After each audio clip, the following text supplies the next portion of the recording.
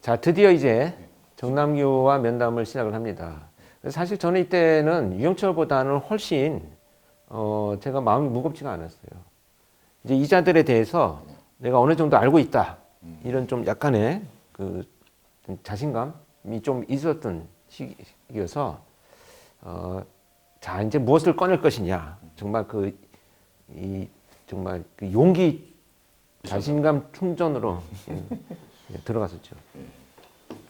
이게 지금 첫 장면이 이제 정남규 면담 장면이잖아요. 이 시작하면 10화가 시작하면서 이때 유영철 이렇게 언급을 하는 게 있는데 어떤 뭐 이유가 있었나요? 유영철과 정남규 이렇게 정남규를 면담하면서 유영철에 대한 그런 부분에 대한 면담을. 사실 이제 그건 조금 극화되긴 했는데요. 제가 굉장히 관심이 있었던 부분 중에 하나는 서남범 오던 사건의 진범이냐.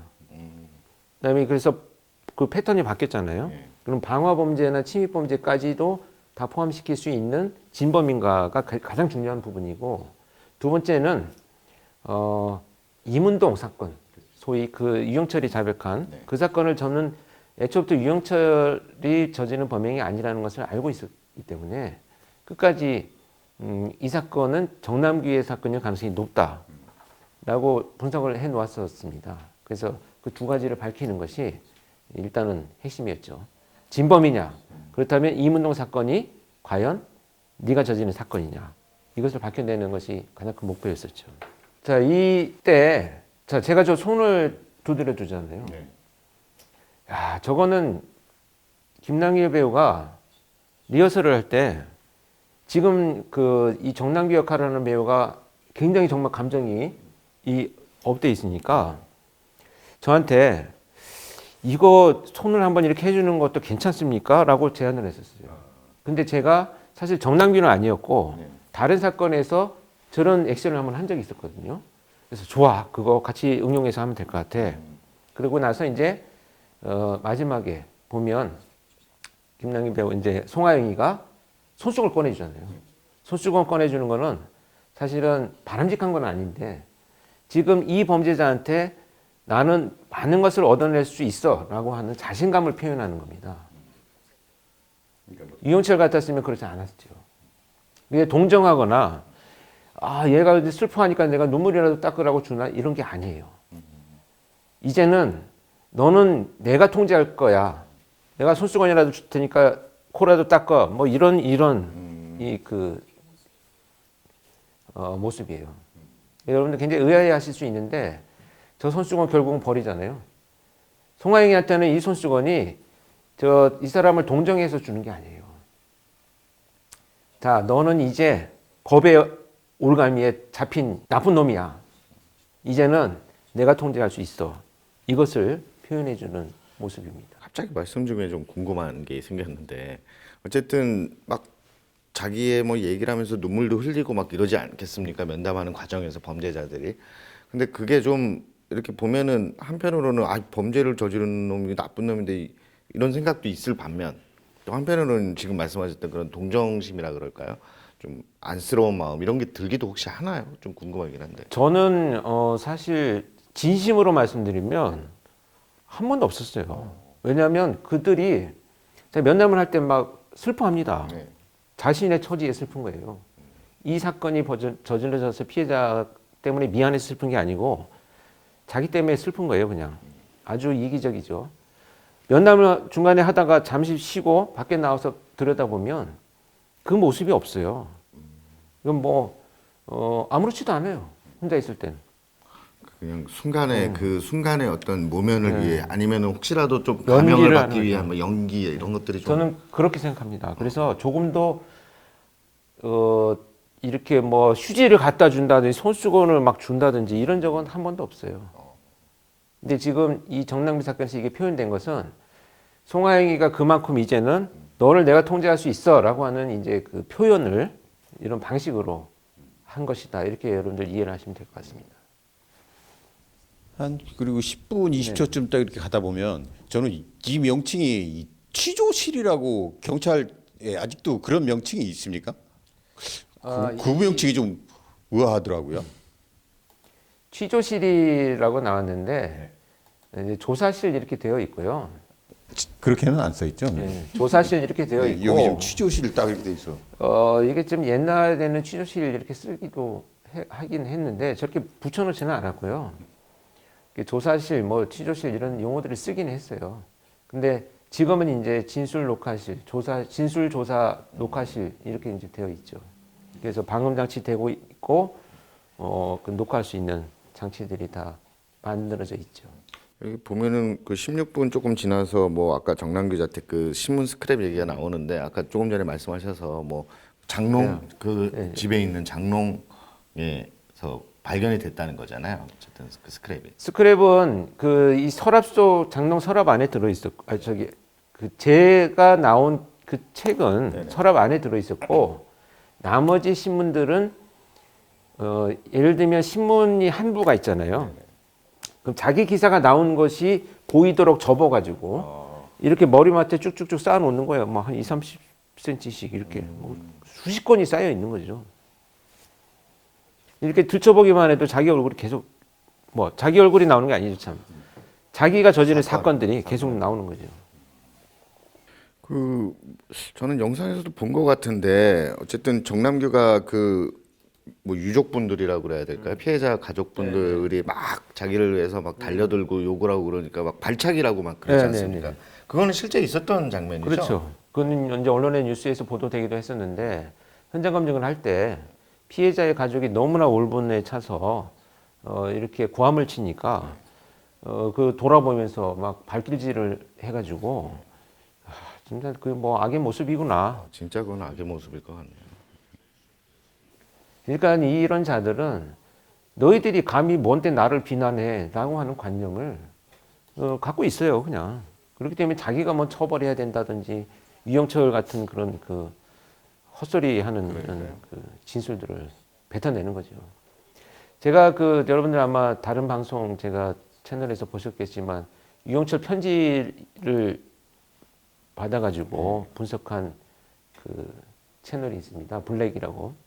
순식간에 사람들을 통제하는 방법을 썼죠. 저는 권일용 프로파일러를 한 번도 만난 적이 없습니다. 진짜 저는 여전하구나. 왜냐하면 그 한마디를 들으면서 여러분들 모두가 다 어떻게 생각하시나요? 야, 그럼 어떻게 된 거야? 라고 저한테 물어보죠. 그걸 범인한테 물어봐야 됩니다. 근데 저한테 물어보고 저는 그것을 설명하기 위해서 반응을 하고 답변을 해야 돼요. 얼마나 많은 사람들을 움직이고 있습니까? 이게 사이코패스의 특징입니다. 그러니까 거기도 제가 잠깐 그걸 봤는데 블랙이라는 프로그램을 봤는데 거기서도 7, 8장 되는 아주 굉장히 장문의 편지지 않습니까? 근데 단 한 곳에도 오자가 이런 게 없다고 이제 거기서 이제 평가를 하고 뭐 이러더라고요. 그래서 그런 걸 보면은 아주 치밀하게 어떻게 하면 사람들을 조정할 수 있을까 이런 생각을 여전히 그 감옥 안에서도 지금 상당히 20여 년이 흐른 지금에서도 교화가 되지 않은 모습이 좀 보이는 것 같더라고요. 교화라는 것을 기대할 수가 없겠죠. 예. 그렇다면 제가 유영철의 의도에 따라서 반응을 보인다면 경찰청 보고서나 법무부에서 그 구치소에서 면접을 한 기록이나 이런 것들은 모두 제가 만들어내고 지어내야 된다는 얘기가 되는데 그런 말을 어떻게 그렇게 단호하게 단 한 번도 만난 적이 없습니다라고 써놨는지 충분히 저는 이해합니다.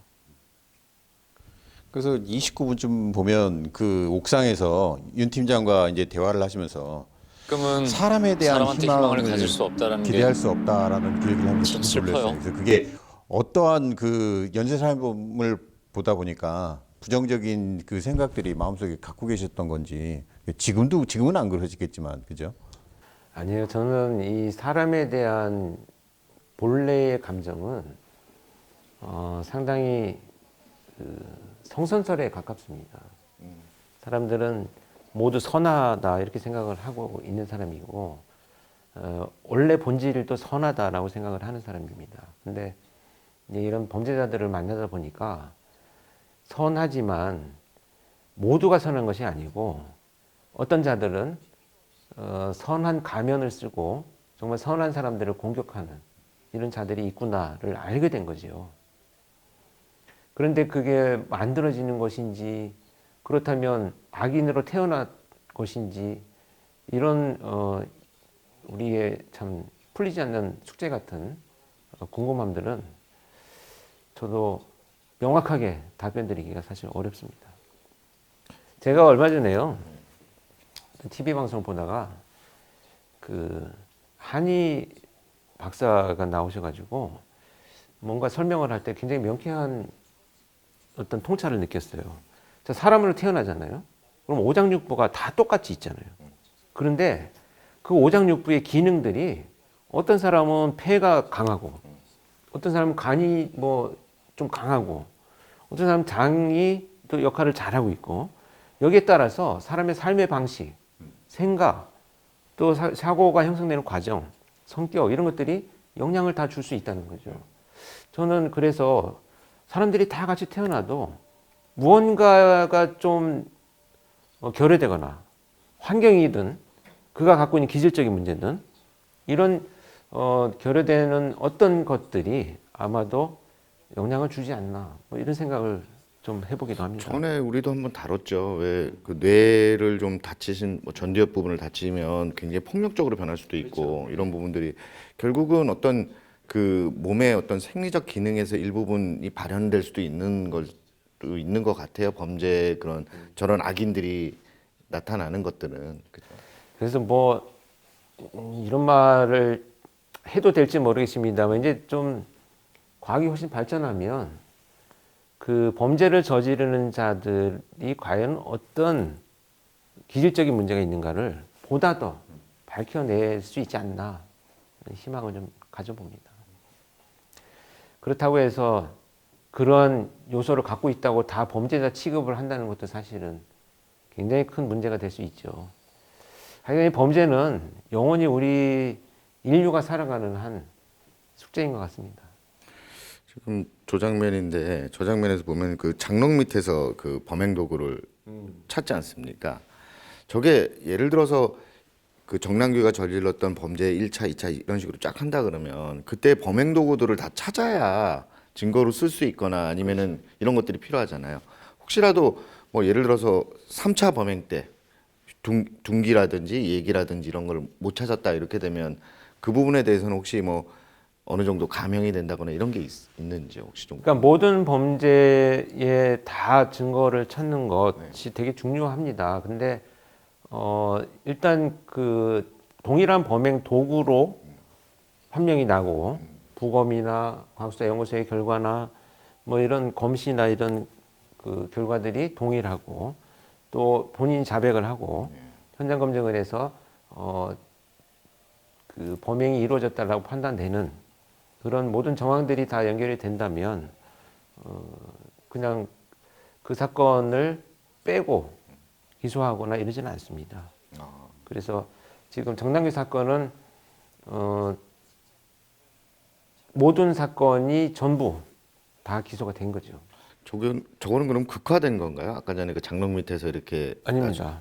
그거는 실제로 초창기에 이제 체포를 했어요. 그 파이프렌치에서는 이제 네. 피해자들의 DNA가 나오기 때문에 이 증거가 확보가 됐는데 이제 칼이 없잖아요. 그래서 노상에서 일어나는 거 당시 CCTV가 하나도 없었거든요. 그래서 이 칼은 이 정남규한테는 굉장히 의미가 있기 때문에 절대 버리지 않을 거다. 압수수색을 다시 하자.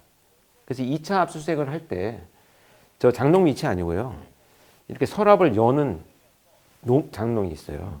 그러니까 옷 같은 거를 넣고 왜 이렇게 뭐 5단 서랍 뭐 이런 거 있잖아요. 그렇죠. 예. 빼서 이렇게 물건을 수납하는 거기에 그 밑창에 저렇게 똑같이 붙어 있었어요. 서랍을 빼고 들여다보면 그 위에 테이프로 붙여놔서 그걸 발견합니다. 형사가. 그래서 이제 압수를 해오죠. 이 정남규를 여기서 보면 극화해서 면담을 하는 과정에서 이 본인이 성추행을 당했던 어린 시절을 떠올리면서 실제 부천 사건과 연관성을 보이던데 그 범행의 범인으로 정남규가 실제 맞는 겁니까? 그렇죠. 그때 우리 정남규 때 방송에서 얘기를 했듯이 저도 사실 이 연관성에 대해서는 애초에 가늠하지는 못했습니다.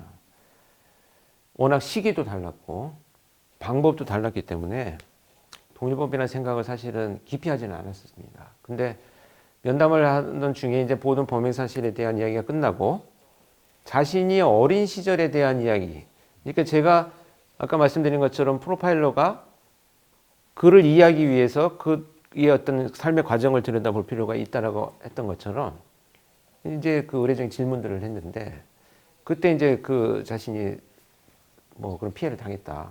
뭐 어떻게 당했느냐라고 했더니 똑같은 방식으로 그 수없이 제가 들여다봤던 그러나 답을 찾지 못했던 그 사건을 꺼내면서 수법을 이야기하는 순간에 정말 온몸에 소름이 끼쳤습니다.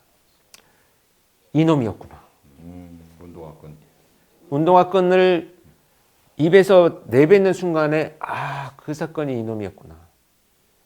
그래서 이제 그 면담이 끝나고 나서 보고서 내용을 만들어 가지고 해당 경찰청 수사팀에 팩스로 빨리 와서 그 사건 조사해야 된다라고 이제 밝혀지게 됐죠. 필기에 둔건 봤어. 이게 지금 40분쯤 보면 지금 면담하는 과정 저런 데서 다 적어놨어요. 막 자기 건강에 관련된 그 것도 체력 좀 단련 막 하고 이러지 않습니까? 건강에 원래 관련된 정남규가. 관심이 그래서 뭐 오래 살아야 많이 죽이지 오래 이런 살아야 되니까. 내용이 나왔는데 실제로도 그래서 정남규가 그런 그래야 더 많이 죽이지. 멘트를 한다거나 아니면 면담하실 때 그런 경우가 있었습니까? 자기에 대해서 관리할 때. 그리고 두 가지 목표를 갖고 있었습니다. 첫 번째는 뭐 자기가 건강해야 이런 범죄를 저지른다라는 이런 얘기도 있었고, 두 번째는 경찰이 추적될 때 훨씬 더 빨리 도망갈 수 있다. 안 잡히려고. 네. 이게 범죄자들은 삶의 어떤 그 모든 과정이요, 그냥 오직 머릿속에서 그냥 범행을 저지르는 방식만 가득 차 있는 비열한 그 범죄자들 모습이 있다, 이렇게 보면 그리고 되죠. 어떻게 도망 다닐까 이런 생각만 하고 있는 좀 거예요. 오만하죠. 형사들 날 따라오지도 못해, 뭐 이런 소리도 하고요. 그러니까 일반인들하고는 다른 것 같아요. 저희는 그런 범죄를 저지르고 나면 솔직히 불안해서 잠을 못 잘 텐데 그걸 매일 그렇게 생각하고 머릿속에 담고 있다는 건 일반인들의 뇌하고는 분명히 다른 것 같아요. 그렇죠. 그래서 그런 와중에도 또 보면 인터뷰를 하면서 살인의 느낌을 황홀하다라고 쓰는데 그런 표현을 실제로 썼습니까? 예, 그보다 더한 표현들도 많이 있었고요. 살인을 못 제가 끊겠더라고요. 이런 사건들 뭐 부차 말씀드리다시피 안 해봤어. 굳이 범죄자들이 한 얘기를 하나하나 다 꺼내서 전달해 드릴 필요는 없다라고 생각을 합니다. 그래서 저 혼자만 수사 기록으로 남겨두고 방송을 할 때도 굳이 언급하지 않는 이유가 있는데요. 어쨌든 이런 그 여러 방송에서 제가 정남규가 가장 잔혹했다라고 하는 표현은 그런 것들입니다. 그 범행을 저지를 당시에 자기가 느꼈던 감정을 표현할 때 너무나 일반적인 인간의 모습이 아니었기 때문에 잔혹함이라는 표현을 제가 써서 설명을 했었죠. 지금 보면은 그 뭐 한 48분 조금 지나서 이제 라포라는 그 단어가 좀 나오고, 라포가 일단 뭔지 좀 설명을 간단하게 좀 해주셨으면 좋을 것 같고, 두 번째는 그다음에 라포가 형성이 안 되면 범죄자와 그 진술을 뭐 엉뚱한 소리를 한다든지 아니면 라포가 형성이 잘 되면 뭐 아주 수월하게 진술을 한다든지 이런 면담 과정이 혹시 사례가 있는지 좀 궁금하네요. 라포는 심리학에서 얘기하는 친밀감입니다. 이제 사람이 뭔가 이야기를 꺼낼 때는 상대방에 대한 신뢰나 친밀감이 형성이 되어야 되죠. 그래서 대체적으로 우리는 보통 일반적인 삶의 패턴에서 뭐 차를 마신다든지 같이 뭐 술을 마시기도 하고요. 다양한 방식으로 이제 라포를 형성해 나가는데, 이 범죄 장면에서의 라포라고 하는 것은 사실 그런 것이 불가능하잖아요. 뭐 커피를 한 잔 갖다 줄 수는 있지만 범죄자들한테 살인을 저지르고 온 사람한테 커피를 갖다 준다고 해서 갑자기 친밀감을 느끼냐? 그렇지는 않거든요. 그래서 프로파일러의 라포라고 하는 것은 그가 이 사람, 상대방 프로파일러한테 뭔가 이런 불편한 얘기를 하더라도 나를 좀 이해하고 들어줄 것 같아 라고 생각하게 만드는 것, 이것이 이제 프로파일러의 기법입니다. 그래서 예를 들면 다 말씀드릴 수는 없지만 제일 말하고 싶은 게 뭐야? 응? 제일 궁금한 걸 물어봐. 내가 먼저 답변해 줄게. 이런 식으로. 그러니까 내가 가서 추궁하고 질문하는 것보다는 뭐가 제일 궁금해? 지금 제일 뭘 하고 싶어? 이런 거를 먼저 질문을 함으로 해서 자기가 이 사람은 나한테 관심이 있는 것 같은데? 라고 하는 이런 입장을 바꾸는 여러 이제 그 면담 기법을 활용을 해서 라포를 형성을 합니다. 그래서 이 송하영이도 쳐다보면서 뭐 측은하게 바라보고 뭐 손수건을 주고 이런 것이 사실은 엄격하게 들여다보면 실제 그의 마음에서는 지금 어떻게든지 이 조사를 끝내야 된다, 이 자백을 받아야 된다라고 하는 목표가 있기 때문에 나오는 어떤 기법의 일환이다, 이렇게 이해를 하시면 되죠. 근데 그 10부가 마무리되면서 그때 보면 결국은 정남규의 분량이 다 마무리되지만 네. 그때 보면 정남규도 생을 마감하지 않습니까? 그때 교수님이 저희 유튜브에서 나왔을 때 자기에 대한 죽음이다 그런 말씀하셨는데 그런 의미가 뭘까요? 결국은 끝까지 참지 못하는 거죠. 살인에 대한 충동을 억제하지 못하고 그 자신을 살해함으로 해서 살인의 끝을 보았다, 이런 의미를 갖고 있습니다. 자, 이렇게 10부를 마무리해 볼까요? 이제 또 새로운 범죄자가 또 등장을 하면서 이제 이 드라마는 마지막을 향해 가고 있습니다. 여러분들 간략간략하게 제가 리뷰를 해드리고 있습니다만 궁금한 점은 저희 영상을 보시면서 글을 올려주시면 또 답변을 드리도록 하겠습니다. 자, 10부를 여기서 마무리하겠습니다. 여러분 고맙습니다.